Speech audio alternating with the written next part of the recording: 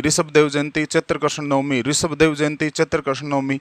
रटना चाहते हैं, रटा ही नहीं जा रहा है और नहीं रटा जाएगा। ऐसे तो चाहे कितना ही प्रयास कर लेना, रात रात रट के सो जाओगे मेरे भाई मेरी बहन, लेकिन सुबह पहले भूले हुए तैयार रहोगे। वहाँ पे धूप तो करते ही होंगे घर में, बिल्कुल करते हैं। तो जब धूप करते हो तो घर में भाई साहब सुगंध इतनी अच्छी होती है। तो जयंती को किसी ने कहा, जयंती अब संभल जाना, ऋषभ नहीं है, महावीर है, महान वीर है, और इतना महान है तेरा थोबड़ा चेंज कर देगा। सभी भाई बहनों को नमस्कार, मैं हूँ राजेश रावत। स्वागत करता हूँ आप सभी का आपके अपने चैनल रावत मैथ्स पर। प्यारे मित्रों, राजस्थान के त्योहारों का 2-3 पॉइंट रह गए थे। सिंधियों के त्यौहार, जैनियों के त्यौहार, ईसाइयों के त्यौहार। तो आज हम पढ़ेंगे, उस टॉपिक को पूरा करते हैं। 2-3 पॉइंट जो बचे हुए थे उनको, और आज हम पढ़ रहे हैं जैनियों के त्यौहार। प्यारे मित्रों, जैनियों के त्यौहार आपको इस तरीके से याद करवाऊंगा कि आप भूलना भी चाहोगे तो भूल नहीं पाओगे। पक्का आपको विश्वास दिलाता हूँ, 100% आपको विश्वास दिलाता हूँ। इसी क्लास में आपको तिथि, पक्ष और महीना, तिथि, पक्ष और महीना तीनों चीज़ याद करवा दूंगा, बातों ही बातों में, बिना किसी ट्रिक के साथ। बस ज़रूरत है मेरे साथ जुड़ने की। 15-20 मिनट का समय निकालिएगा, मेरे साथ बने रहिएगा। यदि आपको जीके पढ़ने में आनंद आ रहा है तो ये चैनल आपके काम का है। कृपया चैनल को सब्सक्राइब कर लीजिएगा। वीडियो को देखने के बाद में मुझे सपोर्ट करने के लिए लाइक और शेयर ज़रूर कीजिएगा। अब देखिएगा जैनियों के त्यौहार। जैन धर्म के जो त्यौहार हैं उनमें सबसे पहले मैं ले रहा हूँ ऋषभ देव जयंती। ये ऋषभ देव जयंती कब मनाई जाती है? ये ऋषभ देव जयंती चैत्र कृष्ण नवमी को मनाई जाती है। कब मनाई जाती है ऋषभ देव जयंती? चैत्र कृष्ण नवमी को, मतलब चैत्र महीना कृष्ण पक्ष नवमी को ऋषभ देव जयंती मनाई जाती है। कैसे याद करना है, गौर करिएगा मेरी बात पर। आपने अभी तक इसको कैसे पढ़ा? मैं कई विद्यार्थियों को, कई मेरे मित्रों को मैं देखता हूँ पढ़ते हुए, अफसोस होता है, हंसी भी आती है। पढ़ते हुए देखता हूँ कैसे पढ़ते हैं, ऋषभ देव जयंती चैत्र कृष्ण नवमी, ऋषभ देव जयंती चैत्र कृष्ण नवमी, ऋषभ देव जयंती चैत्र कृष्ण नवमी। रटना चाहते हैं, रटा ही नहीं जा रहा है और नहीं रटा जाएगा। ऐसे तो चाहे कितना ही प्रयास कर लेना, रात रात रट के सो जाओगे मेरे भाई मेरी बहन, लेकिन सुबह पहले भूले हुए तैयार रहोगे, तैयार बैठे रहोगे। कुछ नहीं पता क्या पढ़ा था। अब मैं आपको जो तरीका बता रहा हूँ सुनिएगा। एक बार सुनने मात्र से आपकी चीज सीधी दिमाग में जाएगी। देखो कैसे पढ़ते हैं, ऋषभ देव जयंती। इसको पढ़ने का तरीका बदलते हैं थोड़ा सा। जयंती नाम की कोई लड़की है, जयंती नाम की कोई लड़की है, और उस जयंती की अभी अभी हाल ही में शादी हुई है, और वो नई नवेली दुल्हन बनके अपने ससुराल में आई है। और उस ससुराल में, उसके ससुराल में एक ऋषभ नाम का लड़का है। कौन है? एक ऋषभ नाम का लड़का है। वो, ये बातें यहीं से उठा रहा हूं मैं, इस नाम से ही। गुरुजी हमारे कैसे याद आएगा? अरे इसको कनेक्ट ही ऐसे करना है। जयंती नाम आ रहा है, जयंती नाम की लड़की थी, नई शादी की, ससुराल आई, तो उसके ससुराल में एक लड़का था जिसका नाम था ऋषभ। ऋषभ ने जयंती को देखा, ऋषभ का मन ललचाने लगा, और वो ऋषभ उसके घर के चारों ओर चक्कर देने लगा। किसके घर के चारों ओर? जयंती के घर के चारों ओर चक्कर देने लगा। अब सुनिएगा, ऋषभ देवे जयंती का चक्कर, ऋषभ की का चक्कर देवे। ऋषभ किसके चक्कर लगाता है? ऋषभ देव जयंती के चक्कर। देखो, ऋषभ देव जयंती बदल दिया आपका पढ़ने का नजरिया। आपने इसे ऋषभ देव जयंती, ऋषभ देव जयंती, ऋषभ देव जयंती पढ़ा है। अब सुनिएगा, ऋषभ देव जयंती के घर के चारों ओर चक्कर। ऋषभ देव जयंती कैसे पढ़ना है? ऋषभ देव जयंती के घर के चक्कर क्यों देवे? क्योंकि वो नवी नवी आई है इस गांव में बीननी बनके। नवी नवी आई है गांव में, क्या बनके? दुल्हन बनके। नवी नवी आई है ना, नई नई आई है, नवी नवी आई है दुल्हन बनके इस गांव में। तो ऋषभ ने देख लिया, बस ऋषभ ने देखते ही ऋषभ है वो आकर्षित हो गया, मोहित हो गया उससे, बस उसके घर के चारों ओर चक्कर काटने लग गया।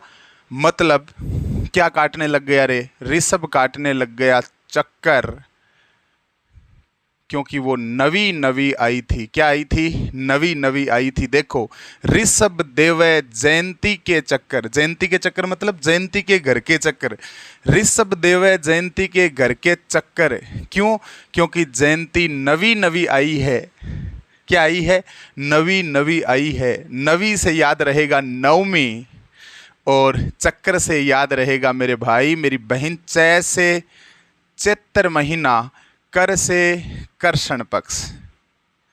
कौन सा पक्ष? कर्षण पक्ष। मतलब ऋषभ देव जयंती चैत्र कर्षण नवमी को मनाई जाती है। मेरी बातें सुनोगे, टाइम लगेगा लेकिन क्लियर होगा, ये तय है। मैं समझाऊं बात को तो टाइम लग सकता है, लेकिन दिमाग में बैठ गई ना तो भूलने का सवाल नहीं उठता मेरे भाई। इतना विश्वास मुझे अपने आप पर है तो आपका तो अब होना ही चाहिए। देखो कैसे याद किया, बोलो। ऋषभ देव जयंती चैत्र कर्षण नवमी को आती है, ये क्वेश्चन में मिलेगा, ये ऑप्शन में मिलेगा। कैसे कनेक्ट किया? ऋषभ देव जयंती को पढ़ा, ऋषभ देव जयंती के चक्कर, के देव जयंती के चक्कर क्यों? क्योंकि जयंती की नई नई शादी हुई है, नवी नवी ससुराल आई है। ऋषभ ने इसको देखा तो आकर्षित हो गया, चक्कर काटने लग गया चारों तरफ करके। बस इतनी सी बात है। मतलब जैसे चैत्र का महीना, कर से कर्षण पक्ष, और नवी से याद रखना नवमी। बताओ ऋषभ देव जयंती कब मनाई जाती है? ऋषभ देव जयंती है वो चैत्र कर्षण नवमी को मनाई जाती है। हुआ याद या नहीं हुआ? अगर हुआ है तो वीडियो को लाइक जरूर कर देना शुरुआत में ही। और बात याद रखनी है, इनका मेला, ऋषभ देव जी का मेला धुलेव उदयपुर में लगता है। कहाँ पे लगता है भाई? धुलेव उदयपुर में। ऋषभ देव जी का मेला कहाँ लगता है? ऋषभ देव जी का मेला धुलेव गांव उदयपुर में लगता है। आशा करता हूँ नंबर 1 ऋषभ देव जयंती आपके क्लियर हुई होगी। मैं पूछूंगा लास्ट में पूछूंगा इनको मिटाने के बाद में कि बताओ ऋषभ देव जयंती कब आती है, तब आपको डायरेक्ट आंसर बताना पड़ेगा। बताओगे मुझे पता है, चैत्र कर्षण नवमी को आती है। आगे देखो, नंबर 2 पे लिखा है महावीर जयंती कब आती है? महावीर जयंती चैत्र शुक्ल 13 को आती है।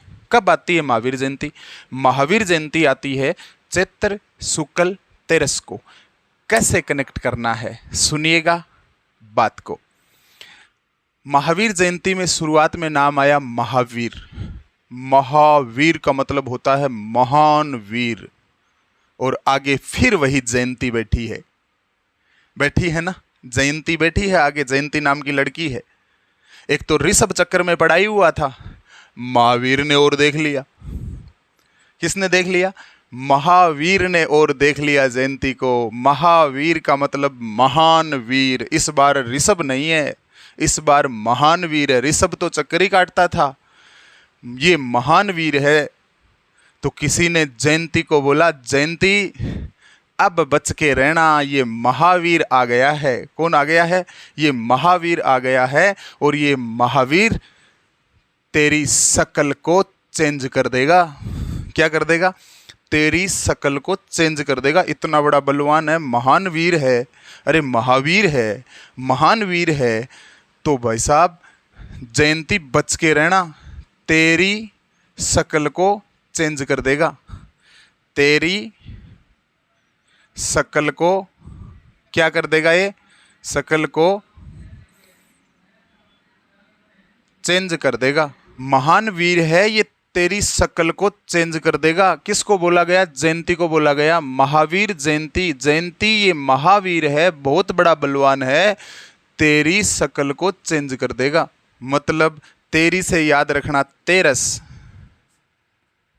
शकल से याद रखना शुक्ल पक्ष, और चेंज में च आ रहा है, इससे याद रखना चैत्र मास। कौन सा महीना रे? चैत्र मास। मतलब चैत्र मास की शुक्ल पक्ष की तेरस को, चैत्र शुक्ल तेरस को महावीर जयंती आती है। ऋषभदेव जयंती, महावीर जयंती, दोनों को एक साथ याद रखना। ऋषभदेव जयंती के घर के चक्कर, क्यों? क्योंकि वो नवी नवी आई है ससुराल में। चक्कर से याद रखना, चै से चैत्र महीना, कर से कर्षण पक्ष, नवी से नवमी को मनाई जाती है। धुल्लेव गांव उदयपुर में मेला भरता है ऋषभदेव जी का। महावीर जयंती की बात करें तो फिर वही नाम जयंती आया। जयंती इस बार ऋषभ नहीं महावीर, मतलब महान वीर है, बच के रहना अन्यथा तेरी शक्ल चेंज कर देगा।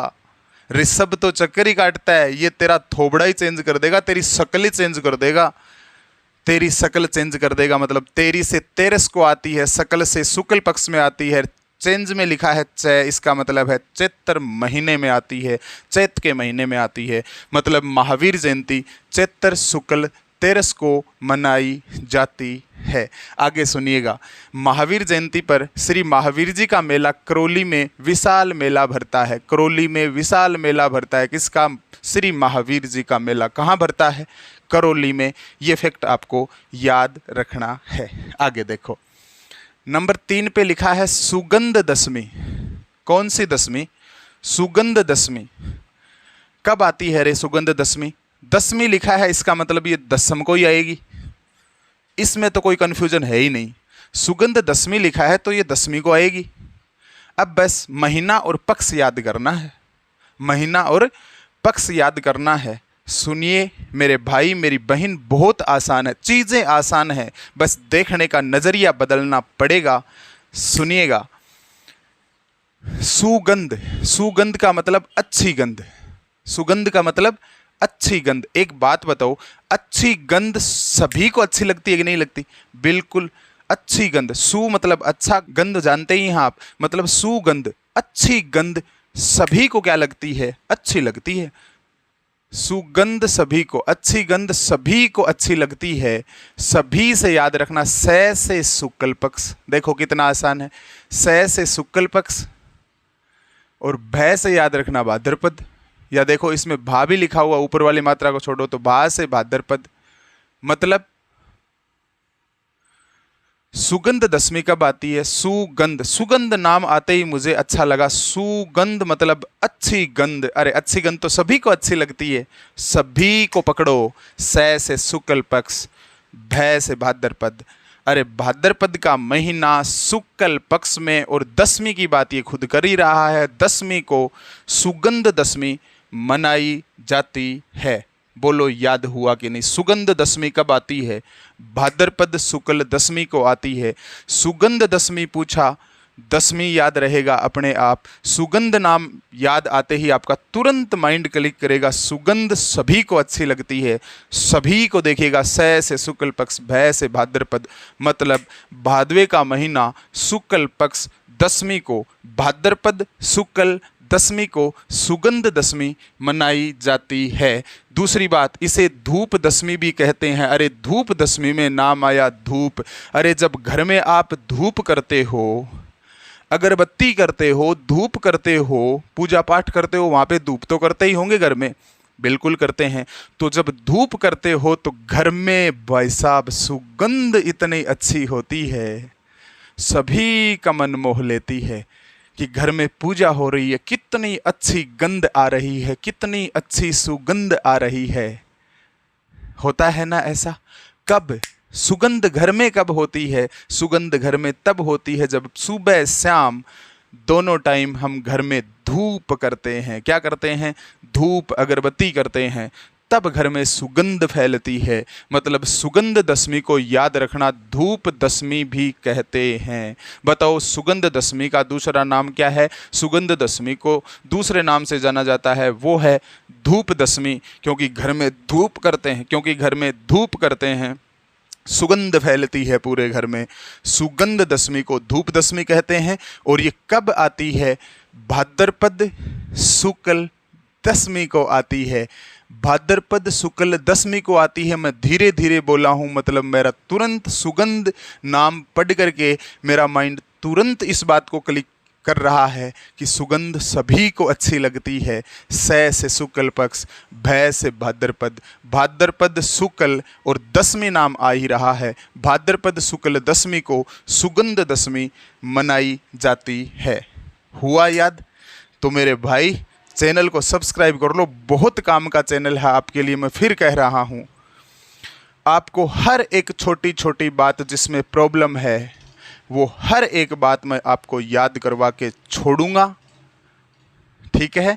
तो वीडियो को लाइक कर लीजिएगा और चैनल को सब्सक्राइब जरूर करिएगा। नंबर 4 पे लिखा हुआ है रोट तीज। क्या लिखा हुआ है?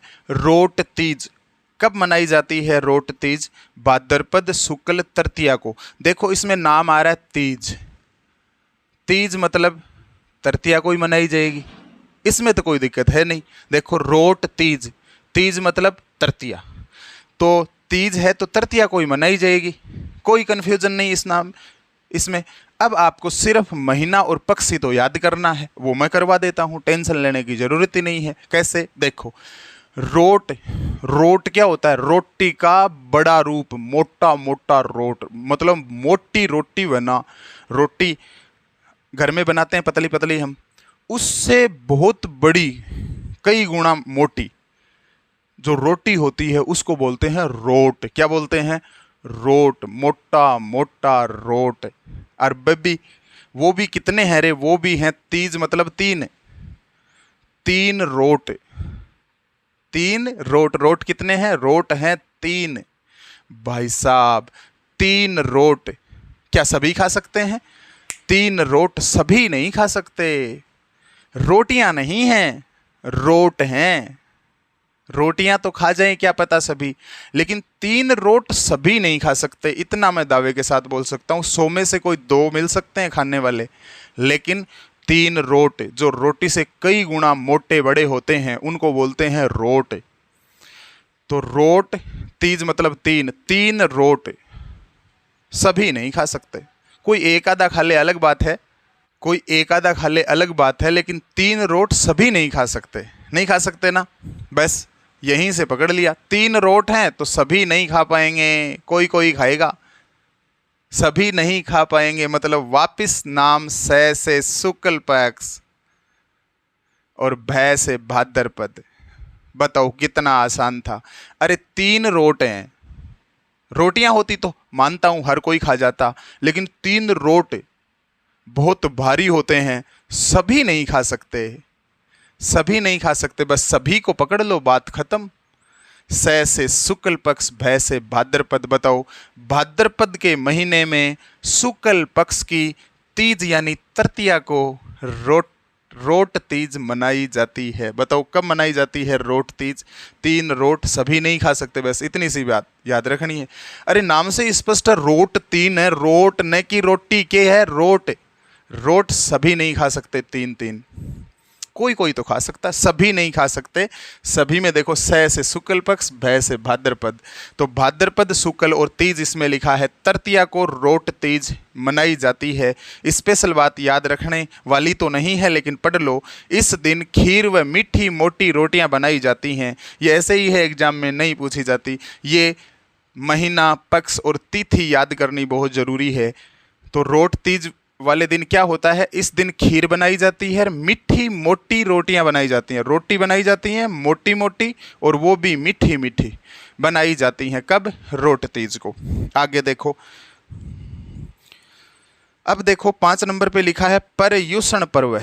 कौन सा पर्व है? पर्युषण पर्व। इस पर्युषण पर्व को यदि हम पढ़ें तो ये पर्युषण हमें ऐसा नहीं लग रहा है जैसे ये प्रदूषण है, लग रहा है ना? है नहीं, हालांकि पर्यूषण ही है, लेकिन देख के अपने को बोलने में ऐसा आभास नहीं हो रहा कि ये पर्यूषण की जगह यदि प्रदूषण होता तो विचार आपके जरूर आया होगा। क्या विचार आया आपके माइंड में? इस पर्यूषण को पढ़ के आपके माइंड में विचार जरूर आया होगा कि ये प्रदूषण तो नहीं लिखा हुआ है, फिर आपने इसको दोबारा पढ़ा होगा। मतलब पर्यूषण पर्व है, पर्यूषण पर्व को मैं बोल रहा हूं प्रदूषण पर्व। क्या बोल रहा हूं? प्रदूषण पर्व, क्योंकि मुझे ये पर्यूषण तो दिख रहा है लेकिन साथ साथ थोड़ा थोड़ा आभास प्रदूषण का भी हो रहा है, इसलिए मैंने इसे पर्यूषण ना समझ के इसे प्रदूषण पर्व समझ लिया। और अब मैं इस प्रदूषण पर्व समझते हुए आपको चीज याद करवा देता हूं, सुनिएगा। है ये पर्यूषण पर्व, पढ़ना है अपने को मन ही मन में प्रदूषण पर्व। बताओ प्रदूषण पर्व है, अरे प्रदूषण फैल रहा है, वातावरण में प्रदूषण फैल रहा है, तो ये प्रदूषण फैलाने वाले कौन है? ये प्रदूषण फैलाने वाले हम लोग ही हैं। तो फिर इस प्रदूषण को कम कौन करेगा? हम लोग ही करेंगे। कैसे कम करें? सुनो मैं बताता हूं। यदि प्रदूषण को कम करना है तो सभी को 5-5 पेड़ लगाने हैं। कितने पेड़ लगाने हैं? सभी को 5-5 पेड़ लगाने हैं, मतलब हर एक को 5 पेड़ लगाने हैं। सभी को कितने पेड़ लगाने हैं? 5 पेड़ लगाने हैं। फिर क्या हो जाएगा? फिर चारों तरफ की दशा बदल जाएगी। चारों तरफ की क्या बदल जाएगी रे? चारों तरफ की दशा बदल जाएगी। किससे बदलेगी कि नहीं बदलेगी? वातावरण में प्रदूषण की मात्रा कम हो जाएगी, तो बताओ आसपास के एरिया की हवा बदलेगी कि नहीं बदलेगी? चारों ओर की दशाएं बदलेंगी कि नहीं बदलेंगी? बिल्कुल बदलेंगी। बस मेरे भाई इसी बात से आपको याद हो गया पर्यूषण पर्व कब मनाया जाता है। सुनिएगा मेरी बात। बताओ पर्यूषण को क्या समझा? प्रदूषण। और प्रदूषण कम करने के लिए क्या करेंगे? सभी 5-5 पेड़ लगाएंगे, और पेड़ लगाने के बाद में पता है क्या होगा? चारों तरफ की दशाएं बदल जाएंगी। बस इधर आइएगा। पर्यूषण पर्व सभी को क्या लगाने हैं? 5 पेड़ लगाने हैं। ओके, इससे क्या होगा? चारों ओर की दशा बदल जाएगी। मतलब सै से शुक्ल पक्ष, भय से भाद्रपद, 5 से पंचमी। देखो भाद्रपद शुक्ल पंचमी से चारों ओर की दशाएं बोला है, इसको यहां लिखा गया है चतुर्दशी। चतुर्दशा मतलब चारों ओर की दशा। चतुर्दशी को ऐसे पढ़ो, चारों ओर की दशा। समझ में आया? चतुर्दशी को 14 भी कहा जाता है। क्या कहा जाता है? 14 मतलब चारों ओर की, 10 मतलब दशा, चारों ओर की दशा। या फिर चतुर्दशी से समझ लो, चतुर मतलब चारों ओर की दशा। इसमें दशी में देखो दैसा दिख रहा है आपको। चतुर्दशी मतलब चारों ओर की दशा बदल जाएगी। कब? जब सभी 5 पेड़ लगाएंगे। सभी कितने पेड़ लगाएंगे? सभी 5 पेड़ लगाएंगे, तो चारों ओर की दशा बदल जाएगी, मतलब प्रदूषण कम हो जाएगा। बताओ पर्यूषण पर्व कब आता है? सभी को 5 पेड़ लगाने हैं। सै से शुक्ल पक्ष, भय से भाद्रपद। अरे प्रदूषण को कम करना है तो सभी को सहयोग करना पड़ेगा ना, एक आदमी से थोड़ी होगा, एक आदमी से कुछ नहीं होगा, सभी को सहयोग करना पड़ेगा। तो सभी को 5 पेड़ लगाने हैं और कुछ नहीं करना। कितने पेड़ लगाने हैं?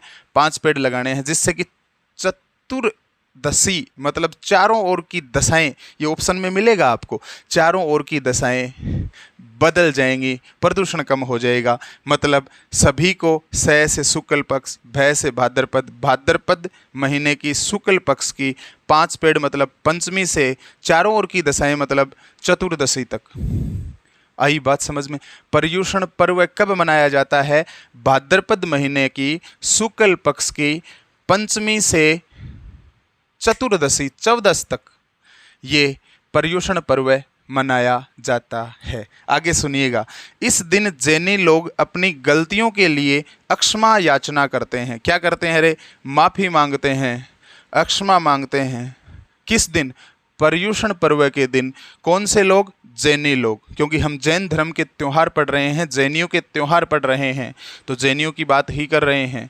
तो इस पर्यूषण पर्व के दिन पता है क्या होता है? जैनी लोग हैं ना, वो अपनी गलतियों के लिए अक्षमा मांगते हैं, अक्षमा याचना करते हैं। आई बात समझ में? अब ये लिखे हुए हैं, मैं पूछ लेता हूं। बताओ ऋषभ देव जयंती कब आती है? ऋषभ देव जयंती, आराम से पढ़ना, लिख लेना आप रजिस्टर में पहले, ऋषभ देव जयंती, फिर पढ़ना ऋषभ देव जयंती के चक्कर के देव ऋषभ, ऋषभ देव जयंती के चक्कर। क्यों? क्योंकि वो नवी नवी आई है ससुराल में, ऋषभ ने देख लिया, आकर्षित हो गया, तो चक्कर ही काटेगा अब उसके चारों तरफ।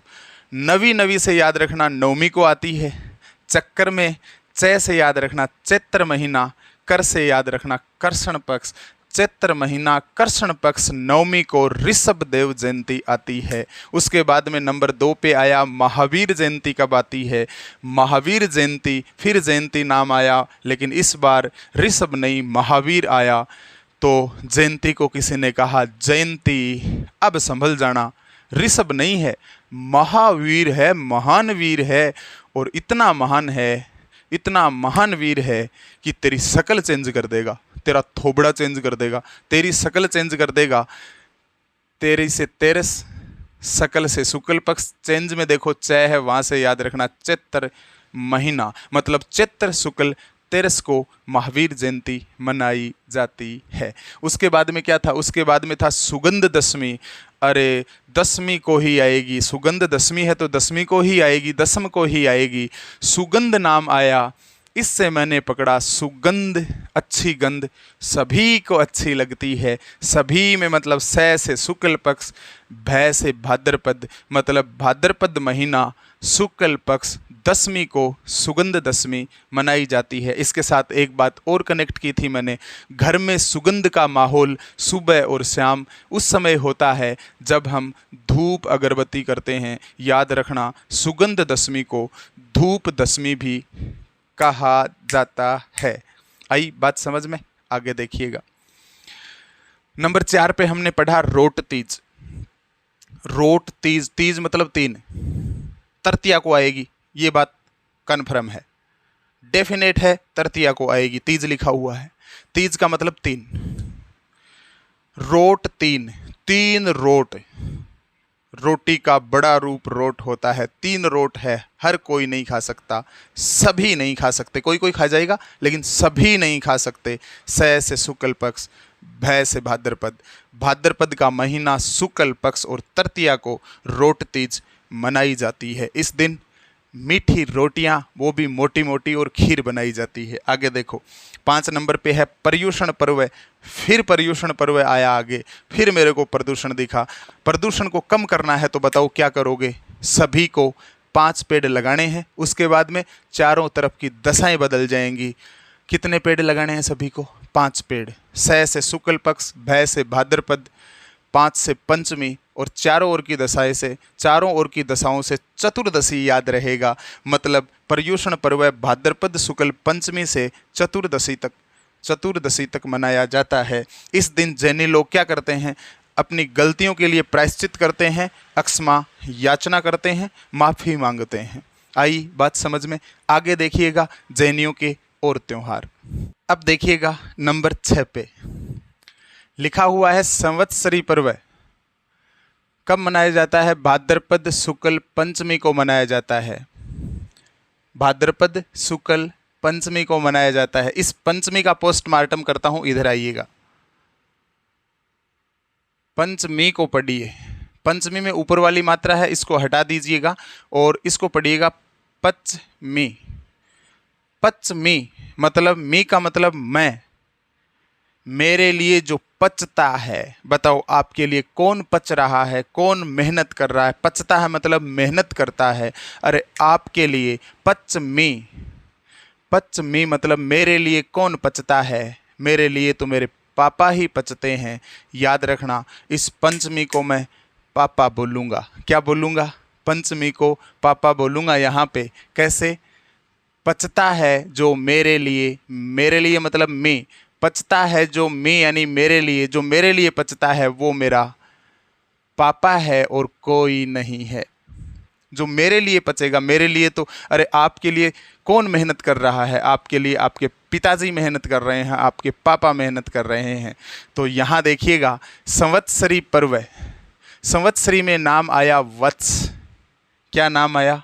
वत्स। वत्स मतलब पुत्र, वत्स मतलब पुत्र। पुत्र सभी को अच्छा लगता है कि नहीं लगता? लगता है, लेकिन सबसे अच्छे की बात करें तो पापा को लगता है। किसको लगता है? पापा को लगता है। मतलब संवत्सरी में नाम आया वत्स, वत्स मतलब पुत्र, और पुत्र सभी को क्या लगता है? सभी को अच्छा लगता है। सबसे ज्यादा पापा को लगता है। स से शुक्ल पक्ष, भय से भाद्रपद, भाद्रपद के महीने में शुक्ल पक्ष की पंचमी को क्या होता है रे? भाद्रपद शुक्ल पंचमी को संवत्सरी पर्व मनाया जाता है। आगे देखिएगा, संवत्सरी पर्व स से संवत्सरी, स से श्वेतांबर। जैनियों में दो संप्रदाय हैं, एक तो श्वेतांबर संप्रदाय है, एक दिगंबर संप्रदाय है।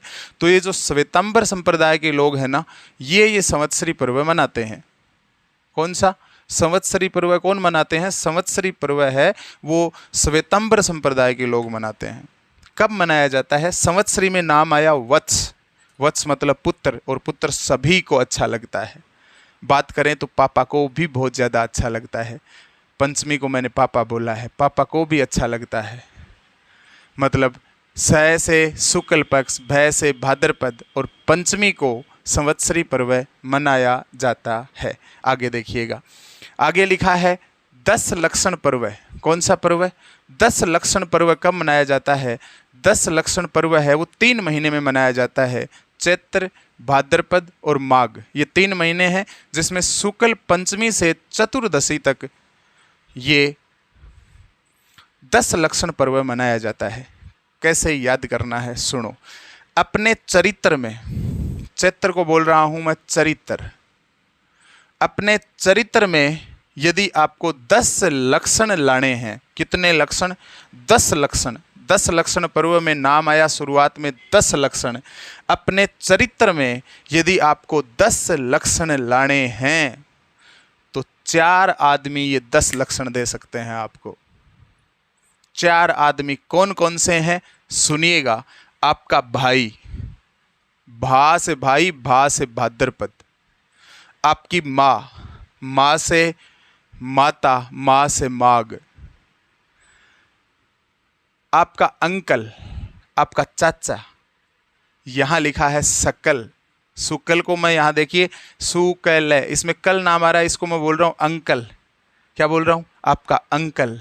और पंचमी में पच्चमी, जो मेरे लिए पचता है वो कौन है? मेरे पापा। कौन है? मेरे पापा। मतलब भाई, माँ, चाचा मतलब अंकल, और पापा, ये 4 चतु का मतलब 4 आदमी हैं जो आपकी दशा बदल सकते हैं, आपके अंदर 10 लक्षण डाल सकते हैं। बताओ, आपके चरित्र में यदि 10 लक्षण लाने हैं तो वो 10 लक्षण अपने चरित्र के निर्माण के लिए किससे लेंगे रे आप? आपके भाई से, भा से भाद्रपद, आपकी माँ से माघ, आपके अंकल से, अंकल को थोड़ा ध्यान से लेना, सक्कल मतलब सुकल, अंकल मतलब सुकल, यहाँ कनेक्ट करने के लिए। और आपके पापा, पापा को मैंने थोड़ी देर पहले बताया था, पंचमी को पापा बोला था। कैसे बोला था? क्योंकि वो पचता है ना मेरे लिए, जो मेरे लिए पचता है वो मेरा पापा है। मतलब पंचमी से, और ये चतु मतलब 4 लोग आपको 10 लक्षण दे सकते हैं। 4 लोग कौन कौन हुए? भाई, माँ, चाचा और पापा। ये 4 लोग, चतुर लोग आपको 10 लक्षण दे सकते हैं। मतलब मैं ये कहना चाहता हूं कि 10 लक्षण पर्व है।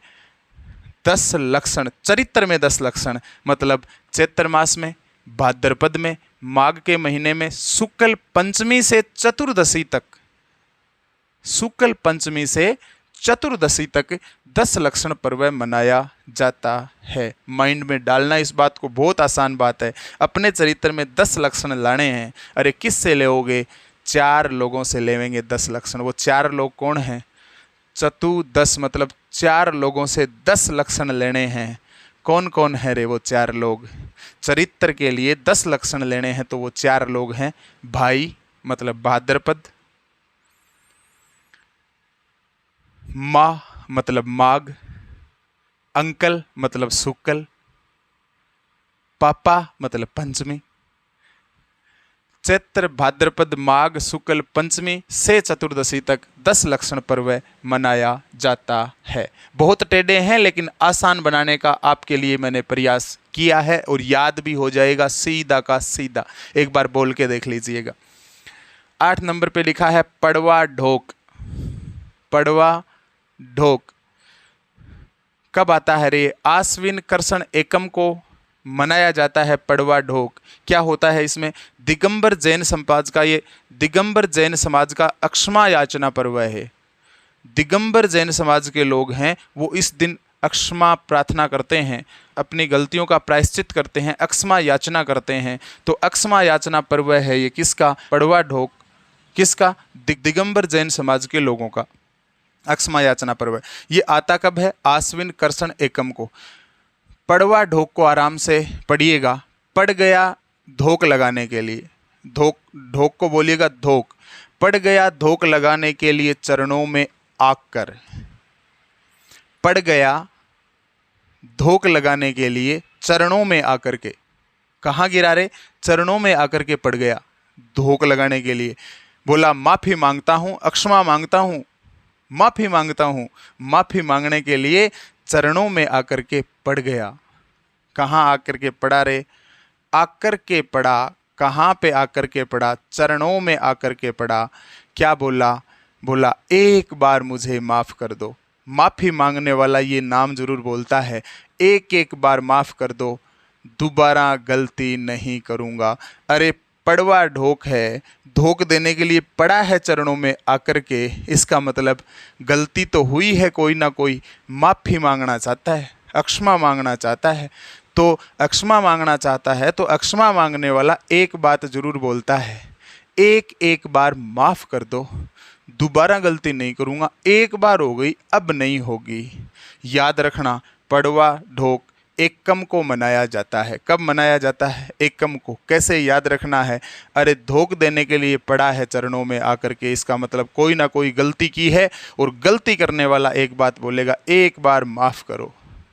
एकम को मनाया जाएगा। इतनी बात समझ में आई? अब चरणों में आकर गिरा है वो धोख देने के लिए, इस आकर से मैंने पूरी बात को कनेक्ट किया है। आ से आश्विन, कर से कृष्ण पक्ष, मतलब आश्विन कृष्ण एकम को, आश्विन कृष्ण एकम को पड़वा ढोक मनाया जाता है।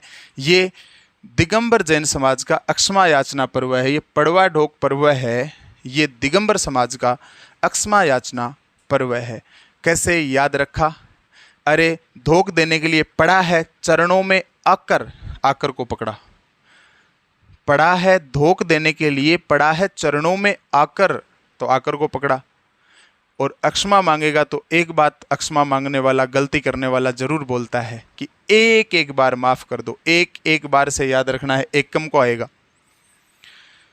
और आकर से याद रखना आश्विन, आ से आश्विन, कर से कृष्ण पक्ष। आश्विन कृष्ण पक्ष की एकम को पड़वा ढोक पर्व मनाया जाता है। अब दो बातें स्पेशल आपको याद रखनी है। जैनियों का मुख्य त्यौहार है वो दीपमालिका है। जैसे अपने हिंदुओं के मुख्य त्यौहार हम दीपावली को मानते हैं, जैनियों का मुख्य त्यौहार दीपमालिका है। और जैन समुदाय का जो पर्व है वो है अष्ट अनहिका। क्या नाम है? अष्ट अनहिका। ये दो नाम, दो फैक्ट आप याद कर लेना। जैनियों का मुख्य त्यौहार है दीपमालिका और जैन समुदाय का पर्व है वो है अष्ट अनहिका। आशा करता हूँ ये बातें आपके याद हुई होंगी। एक बार पुनः आप इसको देखिएगा, खुद लिख करके प्रैक्टिस कीजिएगा, कनेक्ट करिएगा बातों को, और मैं विश्वास दिलाता हूँ आपके ये पर्व याद हो जाएंगे। मिलते हैं नेक्स्ट वीडियो में, तब तक के लिए जय हिंद, जय भारत, राम राम सा। चैनल को सब्सक्राइब, वीडियो को लाइक और शेयर जरूर करना। धन्यवाद।